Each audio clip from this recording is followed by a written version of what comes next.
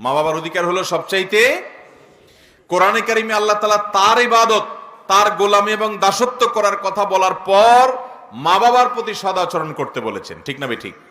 অতএব মা বাবার প্রতি যদি কেউ অসদাচরণ করে, বেয়াদবি করে, তাদের নির্দেশ না মানে, তাহলে সেক্ষেত্রে সে কবিরা গুনাহে লিপ্ত।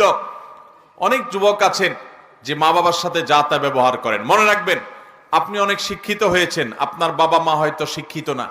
আপনার হয়তো অনেক সেন্স আছে, তাদের সেই সেন্স নাই। আপনি অনেক কিছু বোঝেন, তারা এত মায়ের পেজ বোঝে না। আপনাকে আল্লাহ অনেক পয়সা করে দিয়েছেন, তাদের হয়তো এটা নাই। তারপরও তারা আপনার মা এবং বাবা হওয়ার কারণে আপনি রাজার সামনে প্রজারা যেরকম থাকে, আপনি আপনার মা বাবার সামনে সেরকম দোজানু হয়ে, নতজানু হয়ে, আপনি তাদের সামনে বিনয়ে অবনত হয়ে আপনি অত্যন্ত শ্রদ্ধা ভরে তাদের সামনে নিজেকে উপস্থাপন করবেন। চেষ্টা করবো তো ইনশাআল্লাহ।